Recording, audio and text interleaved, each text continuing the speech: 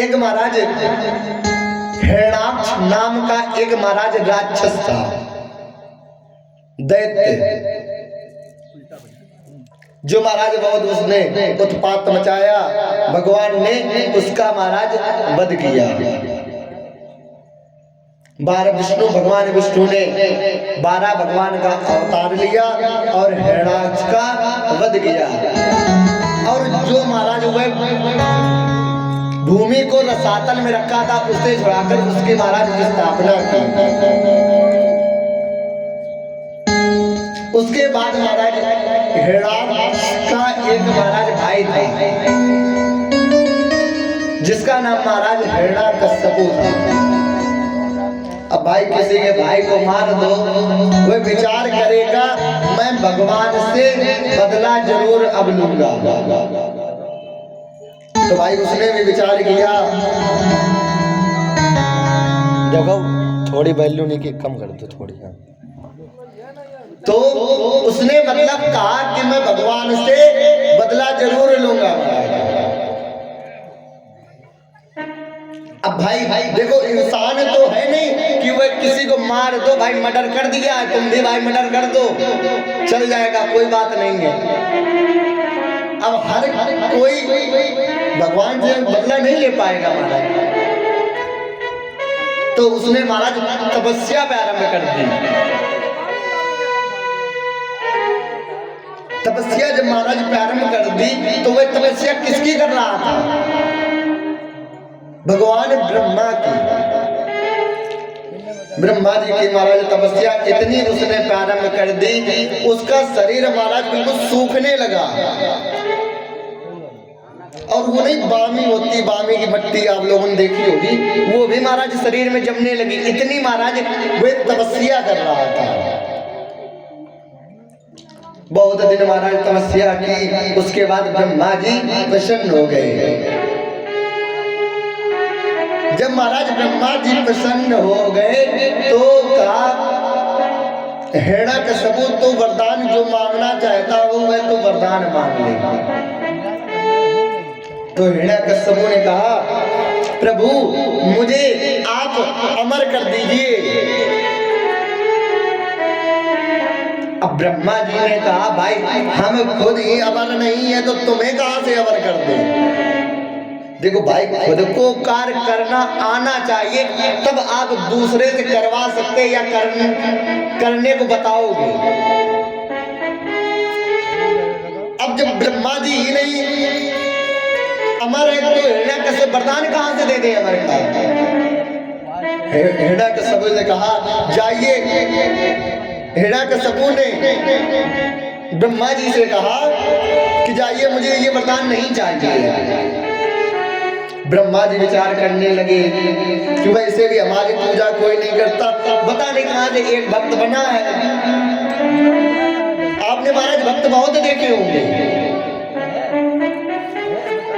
शंकर भगवान के देखे होंगे, कृष्ण भगवान के देखे होंगे, मैया के देखे होंगे, मतलब सभी के आपने भक्त देखे होंगे, लेकिन ब्रह्मा जी का कोई भक्त नहीं देखा होगा। तो ब्रह्मा जी ने विचार किया वैसे भी मेरे भक्त नहीं होते, एक भक्त हुआ है वो भी निराश हो गया तो मेरी पूजा कौन करेगा, वैसे भी कोई नहीं करता है। उसने कहा ब्रह्मा जी ने हिरण्याकश्यप से कहा ऐसा करो कि तुम इसके अलावा मुझसे कोई भी वरदान मांग लो, मैं तुम्हें वरदान दे दूंगा। तो हिरण्याकश्यप ने भी कहा कि तो मुझे एक नहीं अनेकों वरदान चाहिए। अब अनेक वरदान क्या चाहिए कि मैं न दिन में मरूं न रात में मरूं, ऐसा मुझे वरदान चाहिए। ना मैं अंदर मरूं न बाहर मरूं,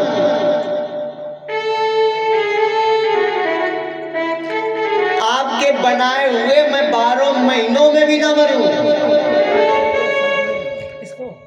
न नर से मरूं न मनुष्य, मतलब न नर से मरूं न पशु से मरूं, मतलब आपकी बनाई हुई सृष्टि से मैं किसी से न मरूं, ऐसा मुझे वरदान दीजिए। न मैं अस्त्र से मरूं न शस्त्र में से मरूं, ऐसा मुझे कोई वरदान दीजिए महाराज। तो हिरण्यकश्यपु ने जब ऐसे वरदान मांगे तो ब्रह्मा जी ने मन में विचार किया, तो ये अमर से वैसे भी क्या कर, अमर ही हो गए। 12 महीना मांग लिया, अंदर बाहर मांग लिया, नर से ना मरो ना पशु से मारो, तो भाई अमर तो वैसे भी हो गया। जब मैंने तुझे ये वरदान दिया तो वह भगवान की गीत गाने लगा, भगवान का ध्यान करने लगा, भगवान की स्तुति गाने लगा।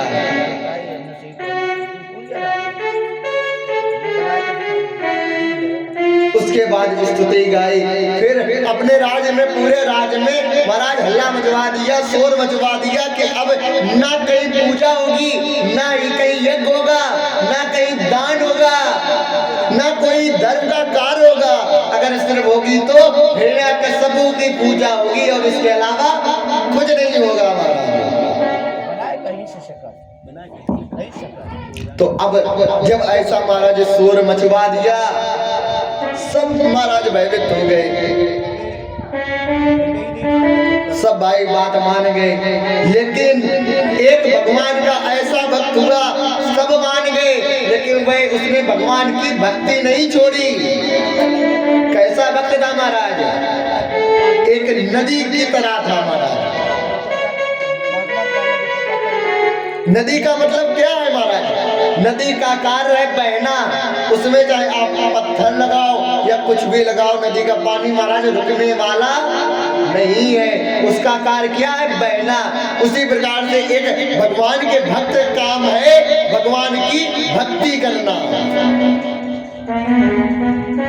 अब वैसा भक्त कौन हुआ?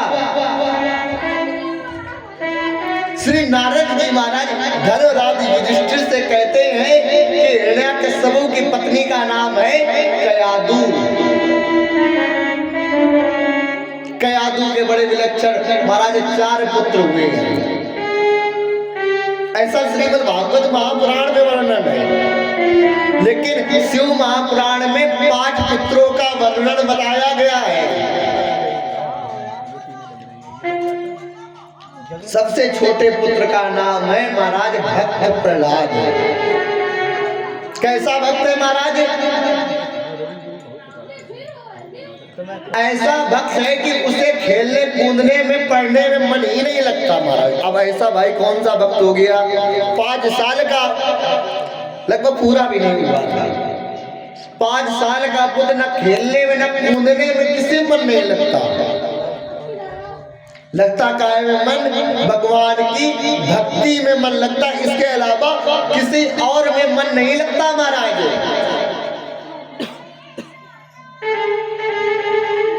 कभी कभी श्री प्रहलाद जी महाराज विचार करते हैं, अगर भगवान से मैं दूर हो गया तो मेरा क्या होगा?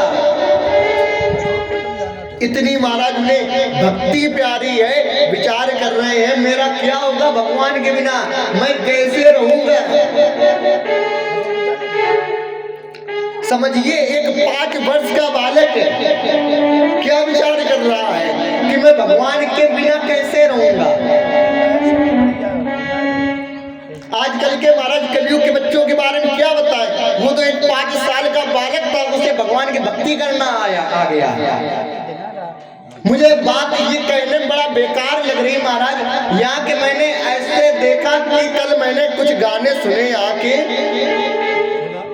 जो महाराज भागवत पांडाल में, जब तक भागवत हो वो गाने नहीं महाराज बनने चाहिए। जब एक 5 साल का महाराज बालक भगवान की भक्ति कर रहा है, आप लोग तो भैया बहुत बड़े हो, फिर भी आपको भगवान की भक्ति में और इन गानों में फर्क ही नहीं पता। इन गाना में फर्क क्या होता है?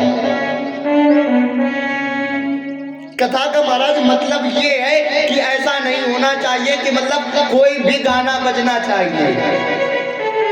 भगवान की कथा का मतलब है या भगवान की कथा हो या भगवान का भजन हो, इसके अलावा कुछ नहीं होना चाहिए। बताओ महाराज गलत कह रहे हैं? ऐसा महाराज कलयुग आ गया। आपने देखा होगा कथाएं तो महाराज बहुत हो रही हैं, एक एक गांव में 4 हो जाए, 6 महाराज कथाएं हो जाती महीने में। क्या जितनी कथा कथाएं हो रही हैं उतना भक्तों का कल्याण हो रहा है क्या? पहले महाराज आप लोगों ने तो देखा होगा पहले कितनी कम कथाएं होती थी।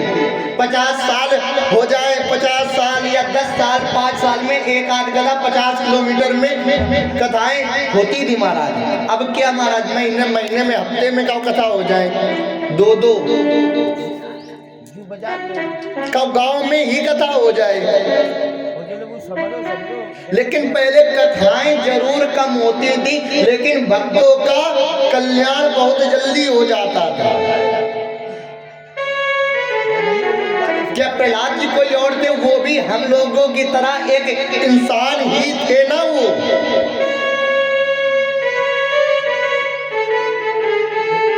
क्या आपके मन में कभी ये विचार आया है कि अगर वो इंसान है हम भी इंसान हैं, उनके अंदर इतने अच्छे गुण आ गए लेकिन हमारे अंदर इतने अच्छे गुण क्यों नहीं आए? कारण क्या है इसका? महाराज ध्यान से सुनना। अगर आप चाहो ना महाराज, ये अपने बच्चे के अंदर भी गुण ला सकते हो। कैसे ला सकते हो?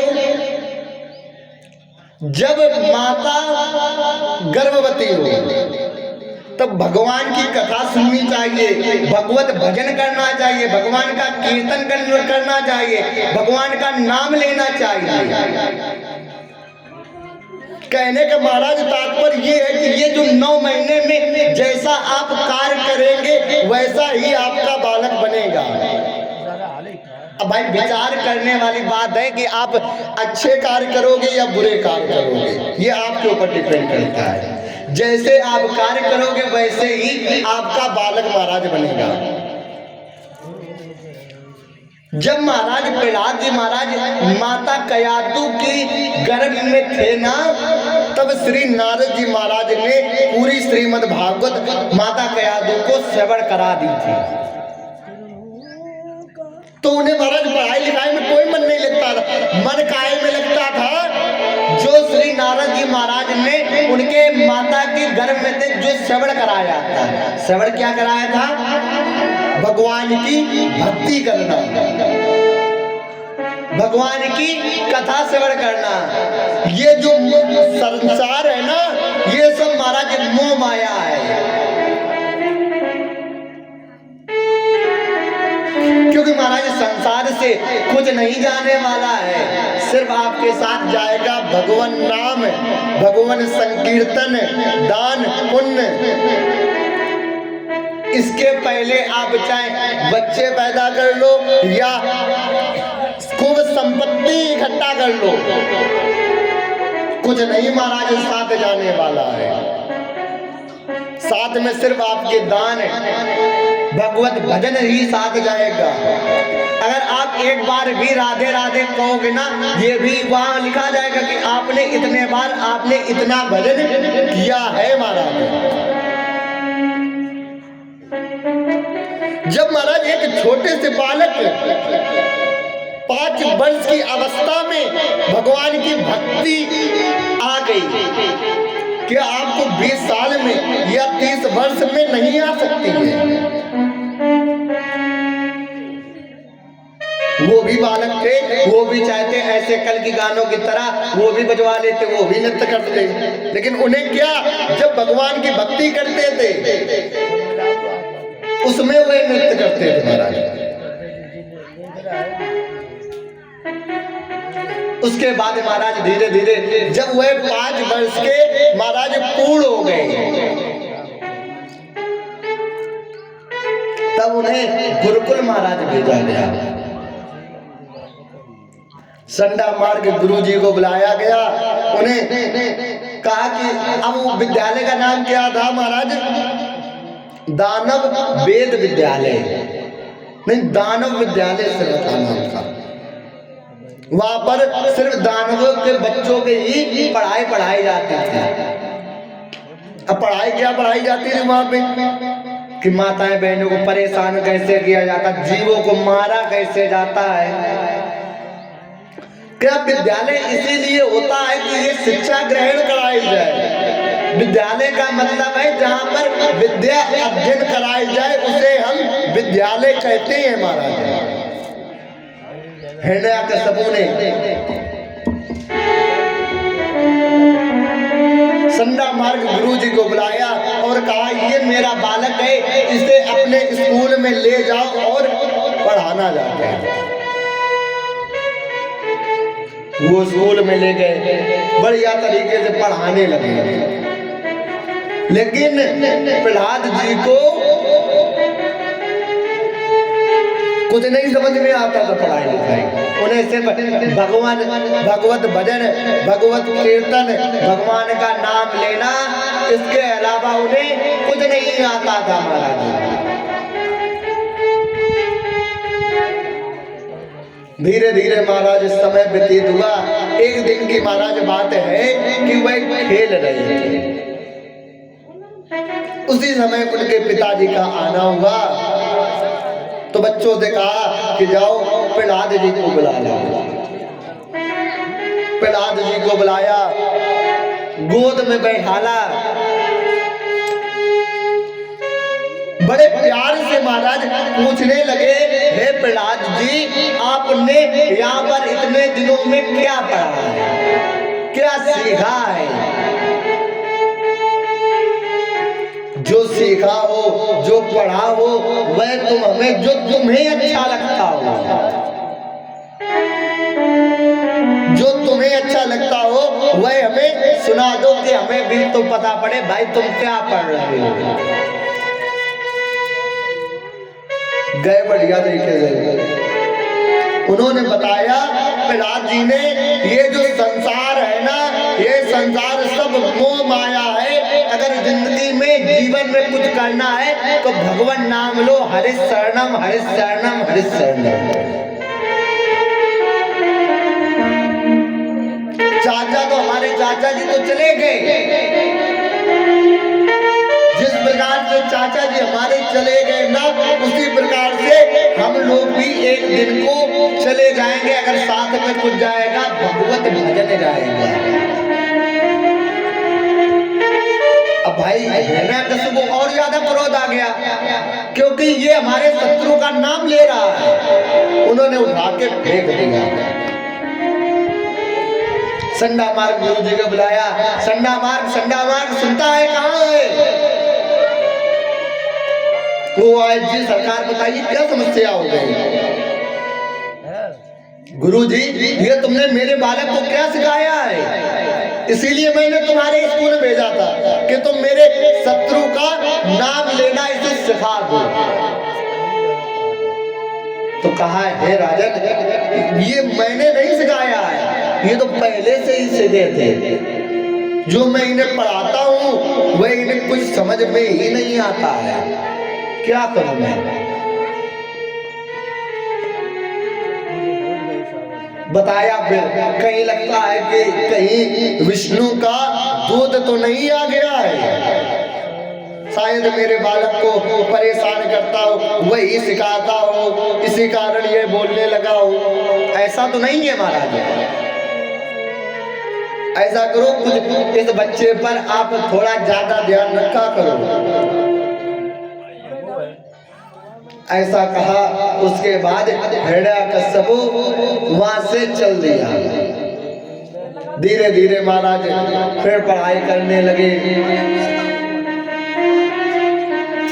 एक दिन की महाराज बात है, गुरु जी ने कहा, प्रहलाद जी, इन बच्चों को तुम देखे रहना, अभी मैं थोड़ा काम के लिए जा रहा हूँ। वह काम के लिए महाराज निकल गए।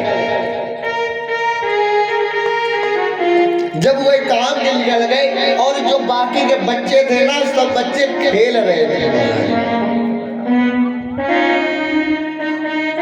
और प्रहलाद जी क्या कर रहे थे? प्रहलाद जी भगवत भजन कर रहे थे। तो जो बच्चे थे ना, वो गए उनके पास, कहने लगे, प्रहलाद जी, क्या आप दिन भर भजन करते रहते हैं? कब तक ये भजन करोगे? आओ हमारे साथ खेलो चल के। ये कोई भजन करने की उम्र है क्या? प्रहलाद जी ने बड़ा सुंदर सा जवाब दिया, ये उम्र तुम बता रहे हो, इसी उम्र में भजन होता है, बुढ़ापे में क्या भजन होता है? बुढ़ापे माए कहोगे सर्दी बहुत लगती है, हाथ कब कब आएंगे, सर्दी बहुत लगती, क्यों परीक्षित जी? सही कह रहे, आप बात को मानते हो, गलत तो नहीं कह रहे भाई? मानना तो पड़ेगा, क्योंकि आप इतनी सुबह आते हो, सर्दी तो भाई लगती ही होगी आपको, तो आप तो बात को मानोगे। सर्दी की वजह से आपके हाथ कांपेंगे, माला पकड़ोगे ऐसे हाथ ही लेंगे, तो क्या भजन हो पाएगा आपसे? नहीं हो पाएगा ना। तो ये फिर किसने कह दिया कि भजन बुढ़ापे का है? भाई किसी से भी आजकल किसी से भी पूछ लो जाके, वो यही बात कहेगा, क्या ये मेरी उम्र भजन करने की है? मेरा तो मैं भजन बुढ़ापे में करूंगा। क्या बुढ़ापा किसने देखा है महाराज? चलो बुढ़ापे की तो बात ही छोड़ो, क्या आपने कल देखा है कि मेरे साथ कल क्या होगा? या फिर मैंने देखा है कि मैं यहाँ मंच में उतरने के बाद मेरे साथ क्या हो जाए? क्या मैंने समय को देखा है कि 1 घंटे बाद मेरा क्या होगा, कहाँ मैं हूँगा? तो भाई बुढ़ापे का कौन इंतजार करेगा, जब मुझे मेरे पास 1 मिनट भी नहीं है कि मैं 1 मिनट बाद रहूंगा या नहीं रहूंगा, तो मेरे पास क्या बुढ़ापे तक का समय है कि मैं बुढ़ापे तक भजन करूंगा? हाथ कांपेंगे भैया, हाथ नहीं चलेंगे, मुंह भी नहीं चलेगा, मुंह में दांत ही नहीं रहेंगे तो मुंह कहां से चलेगा? कहोगे राम राम निकलेगा, आम आम, क्योंकि दिन भर जवानी भर आम खाए तो आमे आम निकलेगा, राम थोड़ी नहीं निकलेगा। बात महाराज थोड़ी कड़वी लग सकती है, लेकिन याद रखना दवा कड़वी ही दवा फायदा करती है।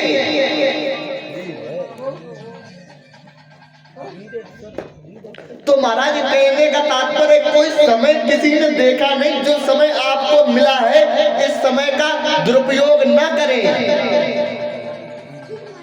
समय को समझे कि इस समय में मुझे क्या करना है, भगवान की भक्ति करनी है या मुझे क्या करना है। जितना महाराज बचपन जवानी में भजन हो जाएगा वो आप बुढ़ापे में नहीं कर पाओगे। एक व्यक्ति महाराज एक गन्ने के जूस के ठेले के पास गया, भाई 1 गिलास जूस उससे मांगा, उसने जूस निकाला, मशीन में गन्ना डाला, निकाला रस, अब रस उसने खुद पी लिया दुकान वाले ने, और जो उसमें से वो निकलता है ना गन्ने का रस निकला हुआ, वो दुकानदार मतलब अपने ग्राहक को पकड़ा दिया। तो भाई उसने कहा मैंने तो तुमसे रस मांगा है, तुमने नहीं क्यों पकड़ा दिया? मतलब समझ रहे कहने का मतलब क्या है कि जो ये जवानी का रस है ये आप खुद पीते हो, और जो बुढ़ापे का रस है ये भगवान को चढ़ाते हो। महाराज अगर चढ़ाना है ना तो जवानी का रस चढ़ा, बुढ़ापे में क्या रखा है? जो कार्य आप जवानी में कर सकते हैं ये बुढ़ापे में कभी नहीं कर पाओगे। ना आप माला पकड़ पाओगे, ना बोल पाओगे, ना चल पाओगे। भजन की तो बात ही बहुत दूर है। 50 के बाद महाराज हम तो कहते 25 तक बचपना मान लो या गृहस्थ मान लो, 25 से 50 तक गृहस्थ रह लो, 50 के बाद घर त्याग दो, क्योंकि उम्र ही कहने लगती है 51 52, मतलब 50 के बाद मत निकल जाओ। इसके बाद घर में कोई पता है घर वाले भोजन दे या न दे, या भजन हो पाए या न हो पाए, क्योंकि महाराज फिर व्यक्ति इतना मोह माया में ही पड़ जाता है तो भजन कहाँ से हो पाएगा। आप भजन करने के लिए बैठोगे तब तक आपकी बहू या लड़के ने कह दिया जाओ ये अपना नाती संभाल जाएगा, तो आप माला वहीं छोड़ दोगे, क्योंकि आप मोह माया में पड़ गए हो, तो माला तो वहीं छूट जाएगी। तो क्या भजन हो पाएगा?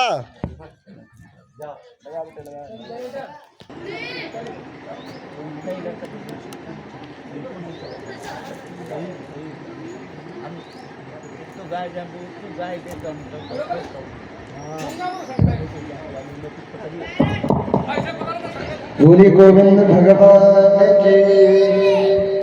परीक्षित जी कथा कहाँ चल रही थी?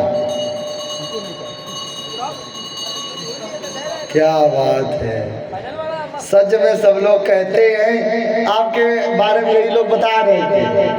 अब हम किसी का नाम तो ले नहीं रहे, पता नहीं वो लोग हो ना हो। कह रहे परीक्षित जी को तुरंत तो याद नहीं रहता, एक दिन पहले की क्या कथा बताएंगे। यानी आपने साबित कर दिया कि ये लोग सत्य बोल रहे थे। क्यों परीक्षित जी बताओ, अभी की कथा नहीं याद है?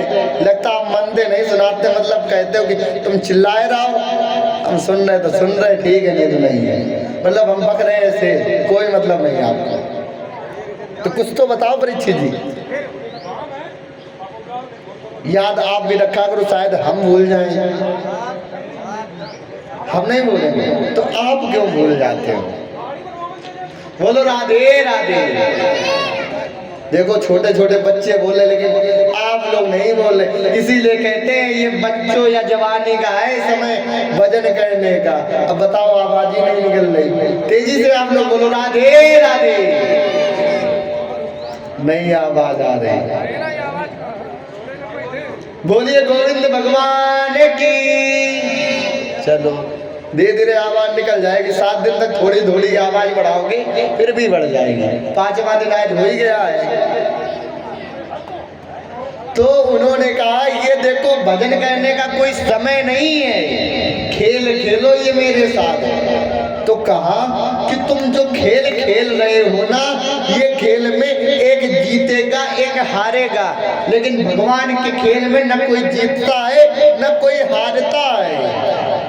सिर्फ भगवान का भजन करो, इसके अलावा मुझसे कुछ नहीं होने वाला। भाई वो भजन स्टार्ट कर दिया, हरे शरणम हरे शरणम हरे शरणम। जब वे भगवान के संकीर्तन में नृत्य करने लगे, जब वो बालक थे ना, उनको स्पर्श किया, वो भी भक्ति में नृत्य करने लगे। नृत्य करते करते इतना महाराज समय हो गया, उन्होंने ये नहीं ध्यान दिया कि गुरुजी भी आ गए। गुरुजी जैसे मारने के लिए चढ़े, उन्होंने स्पर्श कर नहीं पाया, वो भी नृत्य करने लगे। ये क्या है महाराज? भक्ति का क्रम। थोड़ी आवाज सुनो, थोड़ी आवाज सुनो। ये क्या है? भक्ति का करंट है। जिस प्रकार से एक व्यक्ति अगर बिजली को पकड़ ले, अगर दूसरा व्यक्ति पकड़ ले तो उसको भी करंट मारेगा कि नहीं मारेगा? उसके बाद तीसरा व्यक्ति पकड़ ले, उसको भी करंट मारता। उसी प्रकार से ये महाराज भक्ति है, जो भी पकड़ ले वो भी भक्ति में महाराज झूम जाता है। गुरु जी भी झूमने लगे महाराज। थोड़ी देर के बाद महाराज झूमते झूमते इतना समय हो गया, थोड़ी देर बाद हिरण्यकश्यप आ गया। जब महाराज हिरण्यकश्यप आ गया, उसने देखा कि ये साधु मेरा बालक और सारे छात्र और गुरुजी सभी लोग महाराज नृत्य कर रहे हैं, वो भी मेरे शत्रु का नाम लेकर नृत्य कर रहे हैं। तो हिरण्यकश्यप चिल्लाने लगा, ए संडा मार, तो क्या कर रहा? मैंने तुझे मना किया कि ये ना करना, जो कार्य तुझे मैंने मना करने का वही कार्य कर रहा है तू भी। बहुत चिल्लाया। उसके बाद अपने बालक को लेकर महाराज घर आ गए। जब महाराज घर आ गए, उसके बाद देखा, माता ने देखा, माता ने अपने बालक को महाराज गले से लगा लिया।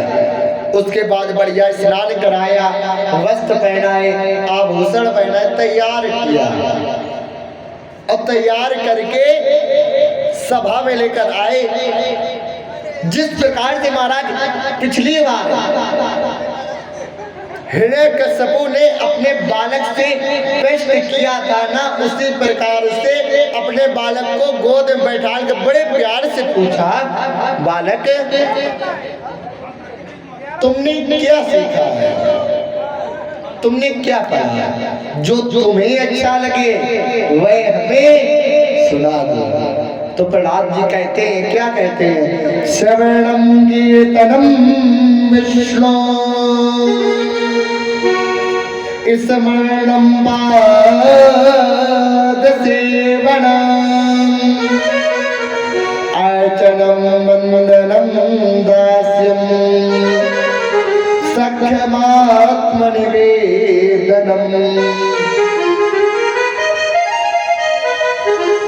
बताया मुझे पसंद है तो भगवान की नवता भक्ति पसंद है, इसके अलावा मुझे कुछ नहीं पसंद है।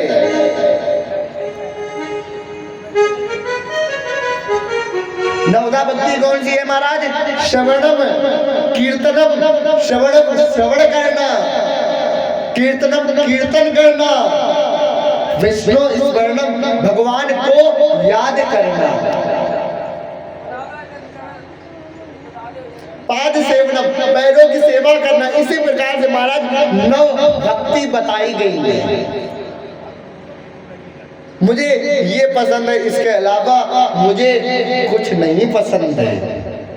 फिर अपने बालक को सभा में भेज दिया, वहीं पटक दिया और अपने दूतों से कहा जाओ इसे मृत्युदंड दे दो जाके, क्योंकि महाराज खुद नहीं मार सकता है, क्योंकि खुद का बालक है।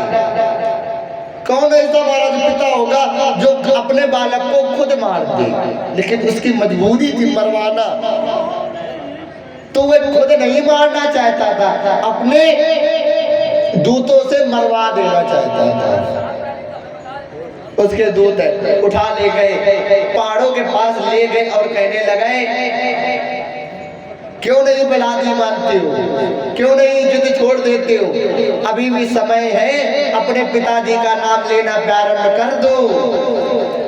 उन्होंने कहा मैं कुछ नहीं करूंगा, मैं करूंगा सिर्फ भगवान की भक्ति। उन दूतों ने वही पहाड़ से फेंक दिया। फेंकने के बाद वहीं से जब फेंक दिया, वह श्री हरि शरणम श्री हरि शरणम हरि शरणम करते करते भगवान ने बचा लिया। अगर भक्त बनना है तो प्रहलाद जैसे भक्त बनो। भगवान स्वयं आ गए चलकर बचाने। थोड़ी देर बाद महाराज दूध लौट गए। थोड़ी देर बाद प्रहलाद जी फिर सभा में पहुंच गए। हिरण्यकश्यपु सभा वाले सब परेशान हो गया। अभी तो इसे चोटी से फेंक कर आए पहाड़ से, फिर भी ये जिंदा कैसे बच गया? उसके बाद कारागार में डरवा दिया, कहा कि जहरीले सर्पों से महाराज कटवाया, फिर भी प्रहलाद जी को कुछ नहीं हुआ। तदपश्चात कारागार में डाल दिया कि अब ना इन्हें भोजन दो ना इन्हें पानी दो, भूखे रहेगा, अकल खुद ही ठिकाने आ जाएगा, नहीं तो मर ही जाएगा, कोई चिंता नहीं। लेकिन ये भगवान का भक्त है। माता लक्ष्मी स्वयं आई अपने भक्त को भोजन कराने के लिए। ऐसा भक्त है भगवान स्वयं आ गए। कल आपने ध्रुव चरित्र की कथा को श्रवण किया था, जब देवताओं ने कहा कि जाओ अपने भक्त को दर्शन दो जाके, तो भगवान ने कहा ऐसे भक्त को मैं दर्शन दूंगा जाके? मैं दर्शन नहीं दूंगा जाके, मैं ऐसे भक्त के खुद दर्शन करूंगा जाके। तो महाराज भक्त ऐसे बनो, आपको भगवान के दर्शन न करने पड़े, भगवान स्वयं आए, भगवान आपके दर्शन के लिए। माता लक्ष्मी ने भोजन कराया और जो उन्होंने वो विष पिलाया था वे भगवान शंकर ने पान कर लिया, तो नारद जी को कुछ नहीं हुआ। अब विचार करने लगे कि ऐसा क्या हो गया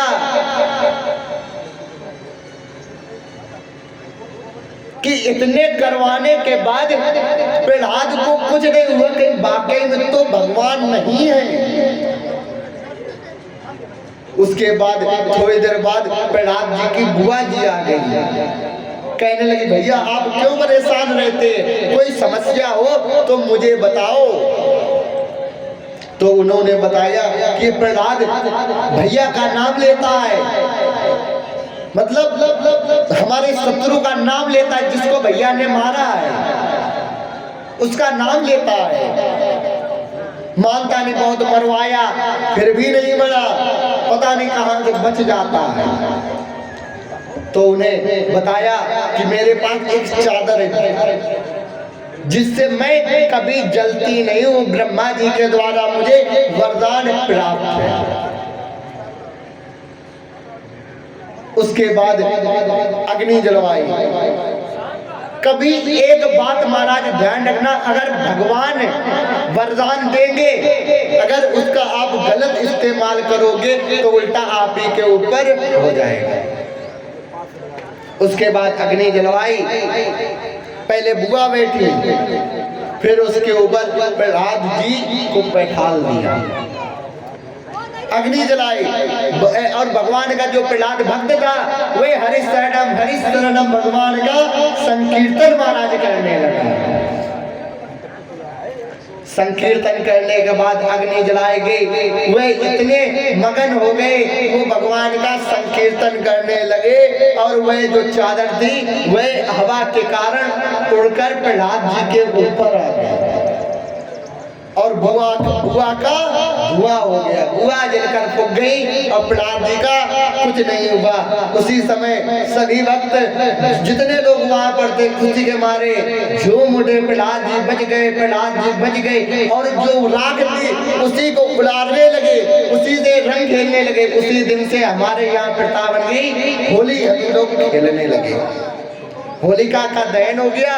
उसी प्रकार से हम लोग होली जलाते, जो उसकी राख थी उसको सभी लोगों ने खेला, उसी से हम लोग होली खेलने लगे। तभी से ये एक त्योहार मनाने लगे। उसके बाद महाराज सभा में फिर बुलाया, तेरा भगवान कहाँ है, मुझे भगवान नहीं दिखता, तुझे कहाँ से भगवान, आज तुझे मैं खुद मारूंगा। आज देखते हैं भगवान तेरा कैसे बचाने आता। तो कहा पिताश्री आपको दिखता नहीं, भगवान तो ये खड़े हैं, इधर है, इस खंबे में है, इस खंबे में है, इस खंबे में है, इधर सामने है, सभी जगह है। आप देखो तो सही, भगवान सर्वत्र है, बस आप सभी को दिखते नहीं। कोई पता है कि आपके बगली में बैठे हो भगवान, क्या आपको दिख रहे हैं महाराज। उसी प्रकार से कहा कि जहां आप देखो वहीं पर भगवान बैठे हुए हैं। उन्होंने एक अपना वो हथियार उठाया, खम्भे जैसे प्रहार करना चाहा, उसी प्रकार से नरसिंह भगवान प्रकट हो गए। बोलिए नरसिंह भगवान की। तो महाराज कुछ भक्तों ने कहा कि नर ही बन जाते या सिद्ध ही बन जाते, दोनों क्यों आ गए। तो भगवान ने बड़ा सुंदर सा महाराज जवाब दिया, नर मैं इसलिए बन के आया हूं, मैं जब प्यारे अपने भक्त प्रहलाद को देखता हूं तो विचार करता हूं कि मेरा भक्त कहीं मुझे देखकर महाराज डर ना जाए। और जब हिरण्यकश्यप को देखता हूं तब मुझे क्रोध आता है, तो मैं इसलिए सिंह बनकर आया। तो मैं दोनों नर सिंह, नर माने मनुष्य, सिंह माने शेर। पहला कारण ये हो गया। दूसरा कारण ये था, उसने वरदान मांगा था ब्रह्मा जी से कि मैं न नर से मरूं न मनुष्य से मरूं। दो कारण के कारण महाराज नर सिंह भगवान बनकर उन्होंने अवतार लिया था। भगवान तो ऐसे महाराज अपने भक्त के लिए वरदान भी, अवतार भी ले लेते हैं। उसके बाद महाराज हिरण्यकश्यप को उठाकर अपने गोद में महाराज बैठा, गोद में बैठाने के बाद जैसे मारना चाहा हिरण्यकश्यप ने कहा तुम मुझे नहीं मार सकते हो, मेरे द्वारा मुझे वरदान मिला हुआ है, ब्रह्मा जी के द्वारा मुझे वरदान मिला कि ना मैं दिन में मरूंगा ना रात में मरूंगा। तो कहा देख ना दिन है ना रात है, ये संध्या कालीन का समय है। का वरदान पूरा हुआ? पूरा हुआ। दूसरा वरदान क्या था? दूसरा वरदान यह था मैं ना नीचे मरूं ना ऊपर मरूं। तो ना नीचे है ना ऊपर, मेरी जगहों के ऊपर है। दूसरा वरदान पूरा हुआ? हाँ पूरा हुआ। तीसरा वरदान क्या था कि मैं 12 महीनों में न मरूं। तो मैंने तेरे इसी के कारण मैंने 13वां महीना बनाया है। भगवान को अगर किसी के भक्त, भगवान के भक्त को अगर परेशान किया, भगवान जब चाहेंगे तब मार देंगे। अगर 12 महीना से 13वां महीना बना दिया, अगर वह ये मांगता कि मैं 7 दिन में ना मरूं, तो भक्तों आज 8वां दिन भी होता। जब 12वां से 13वां महीना बना दिया, जिसे महाराज अधिक मास कहते हैं, गांव की भाषा में वनवास का महीना कहते हैं, शुद्ध भाषा में अधिक मास कहते हैं उसको। जब महाराज 13वां महीना उन्होंने कहा ये वरदान पूरा हुआ? हाँ पूरा हुआ। फिर उसके बाद वरदान क्या मांगा था कि मैं नर से ना मरूं ना किसी पशु से मरूं, कि ना मैं नर हूं ना पशु, आधा नर आधा सिंह आधा पशु। इसीलिए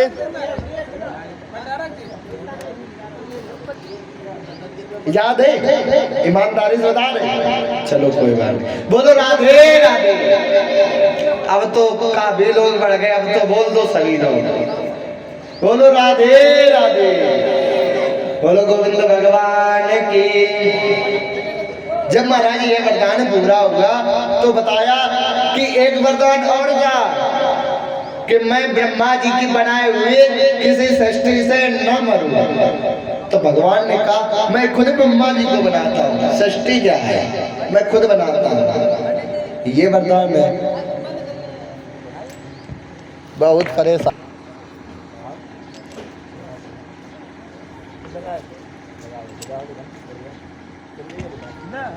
कथा हो जान दो पूरी। अभी भजन थोड़ी बची 2-3 मिनट की, उसके बाद एक भजन छोटा सा लेके, फिर उसके बाद एक और कथा करेंगे।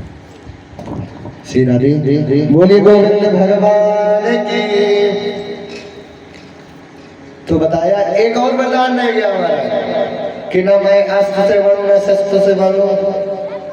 तो कहा मुझे अस्त्र शस्त्र की जरूरत ही नहीं है, ये मेरे इतने बड़े नाखून ही तेरे काफी है। वरदान पूरा हुआ?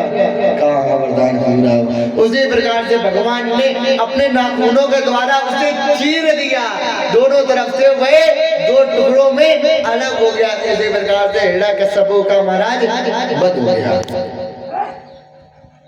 अब इस रूप में जब प्रहलाद जी ने भगवान को देखा तो महाराज डरने लगे।